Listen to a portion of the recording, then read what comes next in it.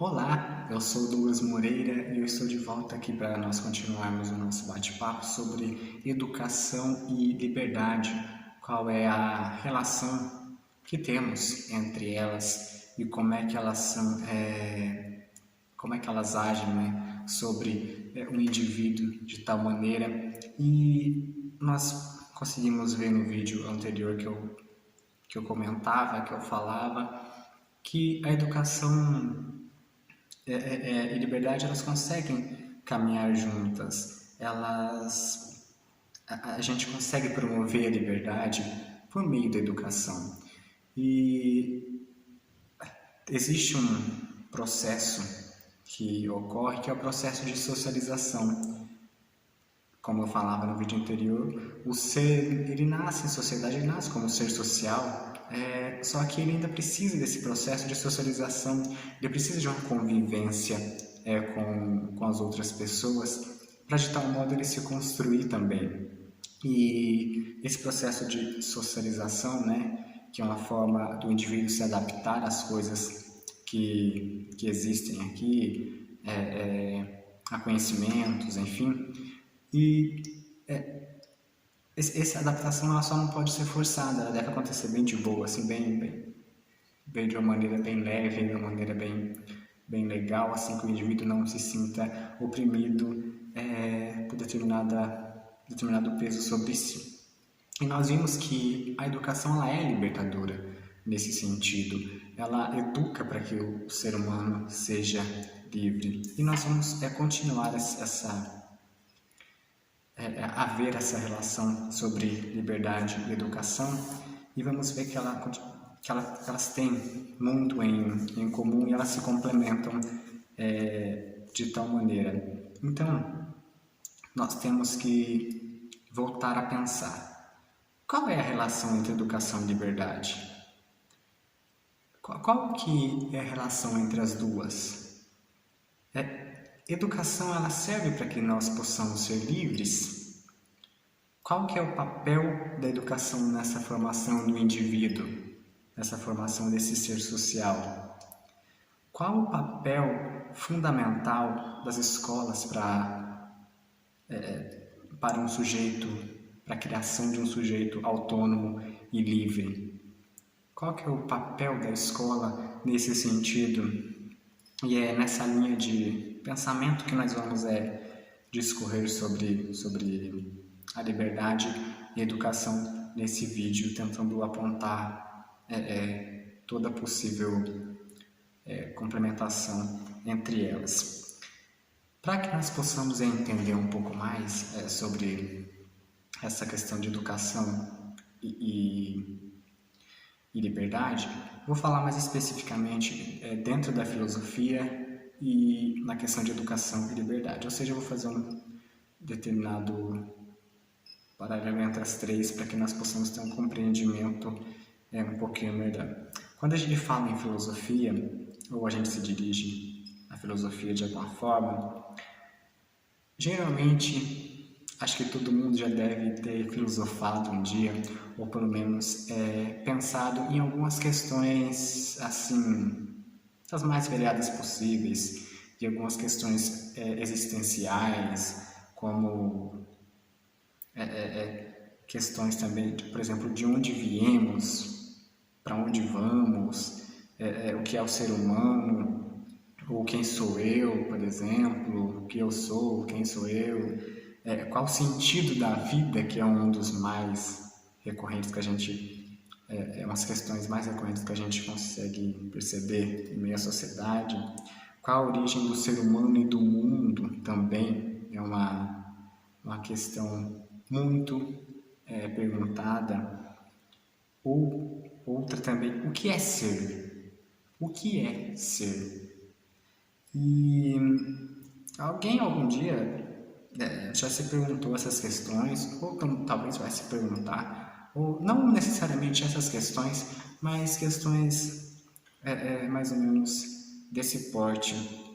Então, quando a gente fala em filosofia, a gente já nos remetemos a isso, já podemos pensar nessas questões. Questões que são de interesse de todos os povos. Algum dia não só, por exemplo, no Brasil, mas algum dia em outro país no mundo, alguém já se perguntou essas questões também. Povos diferentes, pessoas diferentes já se perguntaram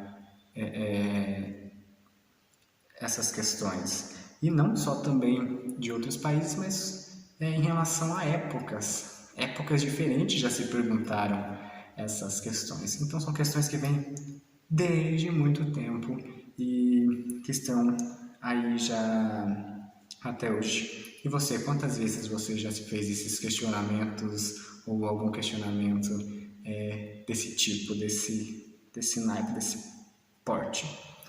E é nesse sentido que a forma de educação é muito relevante para a gente, uma vez que ela pode abrir caminhos para uma maior compreensão dessas questões e, como eu disse, das mais variadas possíveis que existem.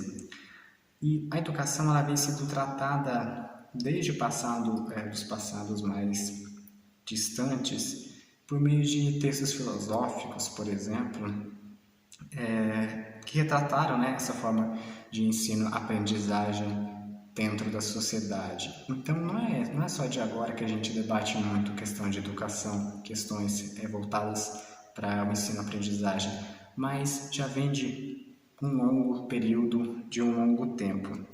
São textos que hoje, apesar de serem de tempos passados, eles de tal maneira se tornam muito atuais. Mas por que eles se tornam atuais, Douglas? Então, o que acontece? Quando você, por exemplo, você pega um texto que é mais antigo, óbvio, você vai ter que pensar no contexto da época, mas uma vez que você leu esse texto, você pode ter uma compreensão da educação hoje em dia. Não que é igual, não que seja igual, mas você pode ter uma compreensão para ver o que pode mudar, o que pode ter de interessante para hoje. A educação, para além dos seus atributos, ela sempre foi vista na sociedade como um fator relevante que ele concerne na formação do indivíduo, essa formação humana, ela está voltada para essa formação humana. Mas temos que levar em conta também que apesar da maneira como a educação foi tratada anteriormente por pensadores, cada época foi influenciada por algo e, consequentemente, como eu já disse, cada época há mudanças. Cada época é sua época, não tem como a gente talvez pegar algo lá da Grécia e querer introduzir isso aqui hoje em dia, porque talvez não dá certo. Não tem como a gente querer impor algo de muito tempo atrás, hoje em dia, uma vez que houve mudanças, e principalmente no século XXI, mais mudanças ainda. Vai ter mais mudanças ao decorrer do tempo, ao decorrer dos anos. E para a gente entender isso, por exemplo, imagine, eu tenho valores, você tem seus valores, você tem seus princípios, suas crenças estabelecidas, conhecimentos diferentes das gerações, por exemplo, eu dos meus pais. Eu penso diferente dos meus pais pensam diferente de mim. Por mais que meu irmão, por exemplo, tenha um irmão que ele tem 2 anos de diferença de mim, só que nós pensamos de uma maneira diferente. Então, existe ali, digamos assim, discursos talvez diferentes. Há essa diferença. Agora, imagine a gente fazer uma comparação desses valores, dessas mudanças. Não tem como a gente pegar e a gente... Pode haver um diálogo entre essas gerações, mas não tem como a gente impor uma coisa ao outro de uma maneira totalmente opressiva. O mesmo vale para essas gerações de milhares ou centenas de anos que nos antecederam. a gente deve buscar uma leitura dessas épocas para que se tenha uma compreensão para mudar ou melhorar hoje, ou para ver o que a gente consegue aproveitar desses textos, dessas obras, desses pensamentos. Mas por que a gente deve pensar em tudo isso? Por que pensar em todas essas coisas? Na filosofia, nós trabalhamos com uma questão muito relevante, principalmente na Grécia Antiga, no período clássico, no período grego, que era a busca pela verdade. Naquela época eles tinham um anseio pela busca da verdade. Mas o que isso tem a ver com a nossa temática? O que isso tem a ver com liberdade e com filosofia? Você vai ver que tem muita coisa a ver, que tem um paralelo ali entre essas coisas. A verdade, ela está interligada ou ligada com a educação. Mas por que ela está ligada com a educação? Ou melhor dizendo ainda, a verdade e a liberdade, elas são pontos centrais na formação educacional, nessa educação. No período grego, né, como a gente já tinha dito anteriormente, a verdade ela era uma temática muito frequente, como eu já disse. E a gente viu lá no primeiro vídeo que eu gravei, quando a gente conceituou o que seria liberdade, que a gente viu os sofistas, né? A gente falou um pouco sobre os sofistas para que a gente pudesse ter uma compreensão posterior sobre a temática liberdade.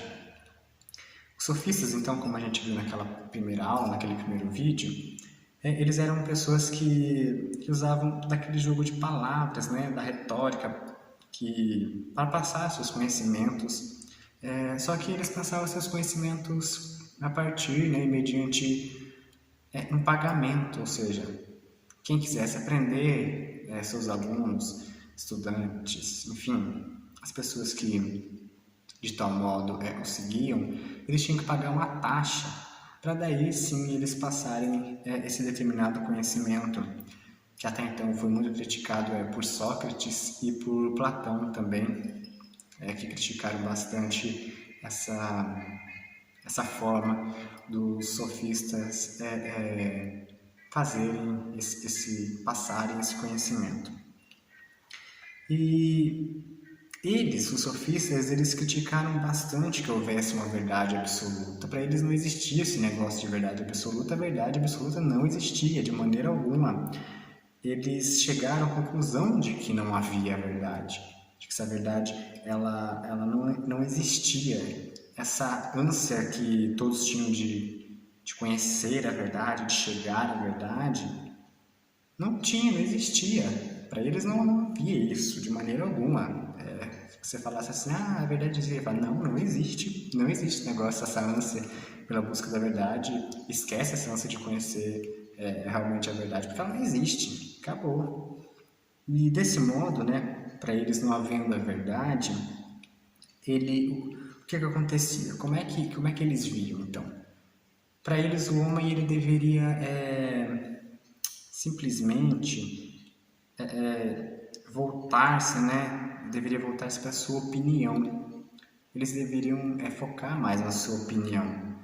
A opinião, na visão dos sofistas, seria o máximo que a inteligência humana poderia chegar. Seria isso aí e mais nada. Só a opinião seria já, digamos assim, o auge. A verdade, esquece essa questão de verdade. Então, o que isso quer dizer? Que para os sofistas era melhor que fosse abandonada essa vontade de chegar ao conhecimento certo, a esse conhecimento pleno, total. A pessoa tinha que abandonar isso e simplesmente focar na opinião. E ele tinha que aceitar que o conhecimento humano ele é sempre duvidoso, ele é muito duvidoso, que geralmente trabalha parcialmente, com a parcialidade, e é focado muito na questão subjetiva, e a partir disso não teria como chegar a essa verdade. Só que a gente teve eles criaram de tal modo assim um problema. Por que é um problema? Porque todo esse pensamento, essa forma de resolver esse problema da questão da verdade, ela gerou uma certa confusão, uma confusão ética para eles. E não só para eles, mas também, se a gente pensar hoje em dia, pois se a gente não tem certeza de nada, se a gente não pode chegar à certeza de nada e jamais chegarmos a essa verdade, a gente não tem como a gente distinguir ações más e ações boas, por exemplo, pensando eticamente. Não é possível a gente distinguir o que é moral ou o que é imoral, uma vez que a gente não consegue chegar a essa verdade, conhecer a verdade. Logo, quando a gente, no caso, então, se a gente baseasse ou se basear na opinião, tudo depende então da forma como é vista por cada pessoa e cada situação. Cada um vai enxergar as situações de maneira diferente. Mas como assim? Cada um vai enxergar de uma forma diferente. Pensemos então. Ações como mentir, como matar e roubar. Essas ações, e ainda várias outras, né, que existem, elas podem ser consideradas boas. Ah, mas como? Como assim? Na visão dos sofistas, então, na verdade, uma vez que eles falaram que não há verdade, e essa ideia deles gerou um problema ético, pensando nessa situação, como mentir, roubar e matar pode ser uma ação boa? Porque realmente tudo vai depender do ponto de vista, então. Por exemplo, se quem cometeu disser que foi uma ação boa, se quem mentiu, se quem roubou, ou se quem matou, falou que foi uma ação boa, não tem como a gente falar que, no caso, que não foi. Ele está falando que não foi a opinião dele. Então, em todo caso, seria uma ação boa, porque ele disse que é boa. É nesse rumo que a gente cai num relativismo moral, porque a partir de então você já não sabe mais o que é certo, você já não sabe mais o que é errado, e tudo depende da pessoa que fez ou da pessoa que falou o que é certo ou o que é errado. Diante de toda essa problemática levantada pelos sofistas, muitos filósofos começaram a repensar tudo isso. Alguns, como eu já disse, criticaram muito os sofistas, e nisso entra Sócrates. Sócrates, ele não deixou nenhum escrito, ele não escreveu nada. Tem rumores de que ele não sabia escrever naquela época, e também, se não me engano, não sabia nem ler, por isso que ele não deixou nenhum de seus escritos. Ele apenas trabalhava com a sua, digamos assim, inteligência. Então ele era com tudo que ele sabia, né? Ele era muito sábio. E quem escreveu foi Platão, que escreveu o que Sócrates deixou, digamos assim, como conhecimento. E ele foi um dos principais pensadores dessa época, né? Para ele, contrariando os sofistas, né, que falavam que não havia verdade absoluta, para ele sim era possível alcançar a verdade, porque a verdade ela é alcançada pela razão. Você poderia chegar à verdade uma vez que você buscasse pela razão. E, no entanto, não é possível a gente vê-la. Não é possível ver essa verdade, uma vez que o discurso humano é cheio de ambiguidades e de contradições. Logo, para Sócrates, o problema não seria a verdade em si, mas a forma como eu obtenho essa verdade, como ela chega até mim, a forma que ela chega até mim, como eu vou buscar essa verdade. Para ele, então, é possível sim a gente alcançar um conhecimento verdadeiro das coisas, e logo quando eu me refiro à verdade e à liberdade, na educação, é sobre isso que eu quero dizer, é sobre essa questão que eu quero dizer, que não há verdade sem liberdade. Num, tampouco existe liberdade sem verdade.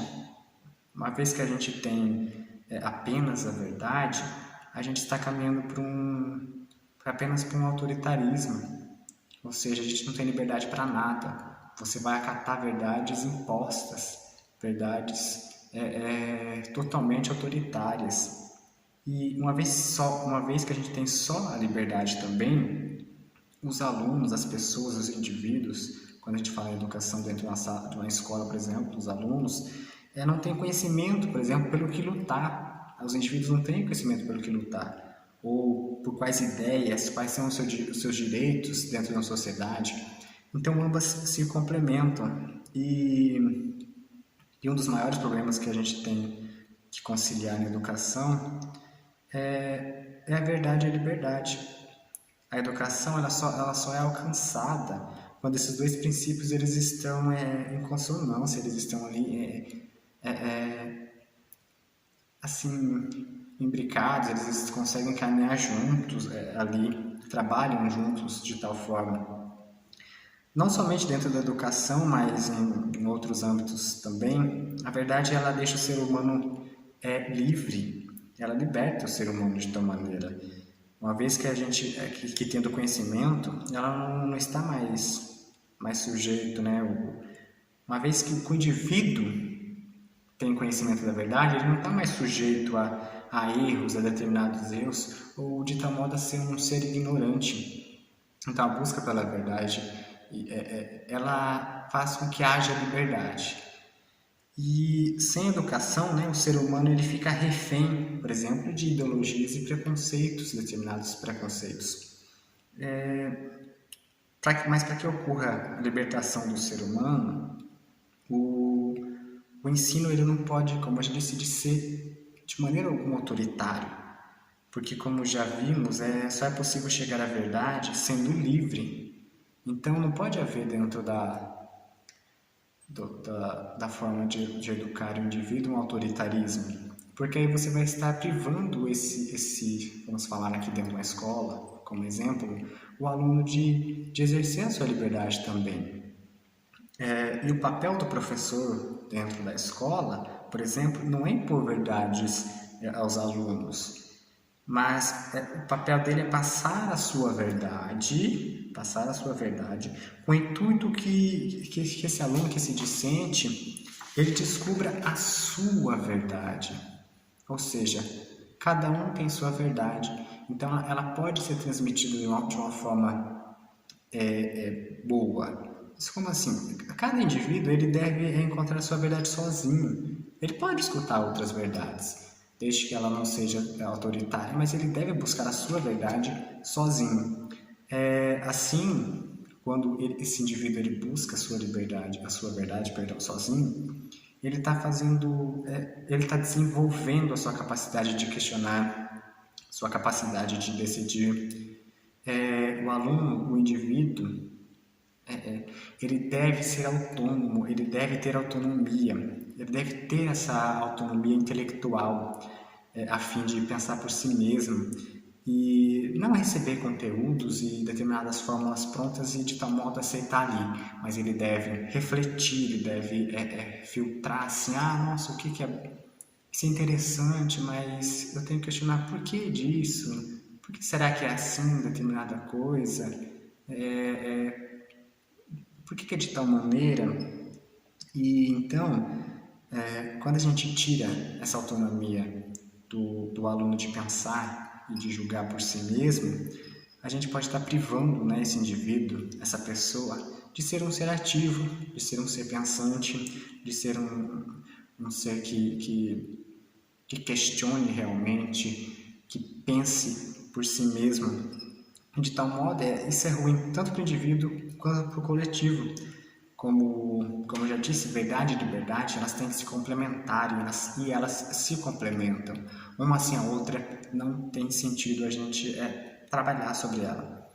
E ser livre é a gente caminhar rumo a uma verdade almejada e também posta em prática pelo indivíduo dentro da sociedade. Não só você tê-las e ficar ali estático, parado, só observando. E não ter a verdade, não é possível perceber que é libertador ou opressor. Não ter essa verdade, você não consegue ter uma percepção do que é libertador ou do que está te oprimindo. Você fica à mercê de autoritarismo, como eu já disse. Falar então de liberdade e educação é falar também de diferenças, é falar sobre esse debate de ideias, é a gente falar sobre um pluralismo, né? Então, que existe coisas diferentes, pessoas diferentes, existem inúmeras coisas em nossa sociedade que a gente tem que abrir a mente para que realmente a gente possa refletir e perceber que a diferença, que existe esse pluralismo, né, em meio à nossa sociedade, e esse debate de ideias que são diferentes. E então falar de educação é falar de tudo isso, e só que livremente, né? Desde que seja uma maneira saudável, uma maneira respeitosa, você pode falar sobre suas ideias, você pode debater, ter divergências, contanto que isso resulte em consensos, coisas interessantes e produtivas, digamos assim. O aluno, quando a gente fala de doutrina, a gente imagina, por exemplo, que seja algo ali que você tem que seguir aquilo, e realmente, de fato, é. Mas o aluno ele deve saber várias doutrinas, porque existem inúmeras e diversas doutrinas. Ele deve saber várias doutrinas. O professor ele não pode apresentar para o aluno apenas correntes de pensamento que limite o aluno a aquilo que foi passado, apenas uma doutrina, por exemplo. Mas o professor ele deve apresentar, ele deve passar todas as doutrinas possíveis que ele puder, para que o aluno possa ser livre para refletir e refletir sobre essas verdades e chegar, como eu já disse, à sua verdade. Ele vê que é o que ele pôde tirar daquilo ali tudo e ter uma conclusão, ou caminhar para uma conclusão, ou para mais questionamentos. Também pode ser para que ele possa questionar realmente, criticar as coisas, uma vez que essa pluralidade de doutrinas, que tem essa pluralidade de doutrinas, e uma vez sem, na verdade, elas, o aluno ele se vê com poucos recursos para fazer esses questionamentos. Porque como é que eu vou questionar algo, uma doutrina só, por exemplo, que foi me passado? Como é que eu vou questionar apenas uma corrente de pensamentos que foi me passado, sendo que eu só sei ela? Então, talvez eu aceite ela como verdadeira, como totalmente verdadeira. E ser contra doutrinas não é ensinar sem a doutrina, sem as doutrinas, mas assim apresentar várias, né, para que o conhecimento, que o pensamento seja liberto. Ou seja, eu posso usar as doutrinas, as correntes de pensamentos, para que o aluno tenha, como eu disse, uma abertura de pensamento que liberte ele para questionar as diversas coisas. Então, essas doutrinas elas não podem tornar o discente, né, o indivíduo servil, como nós falamos de servidão alguns vídeos atrás. Ele não pode ficar servil a essas doutrinas, servir de tal modo a essas doutrinas, mas ele deve ser autônomo, ele deve ser pensante, pensar a partir de várias doutrinas, buscando a sua verdade, buscando o seu modo de pensar, tirando as suas conclusões, refletindo sobre tudo aquilo que lhe foi passado. E nesse sentido, a educação e a liberdade caminham juntas, porque a partir do momento que o aluno aprende muitas coisas, tem um conhecimento mais amplo, e nesse sentido a educação e a liberdade elas caminham juntas, porque a educação faz com que liberte o ser humano Então, faça com que ele seja autônomo, faça com que ele seja pensante, que ele busque a sua verdade e, acima de tudo, faça com que ele seja livre.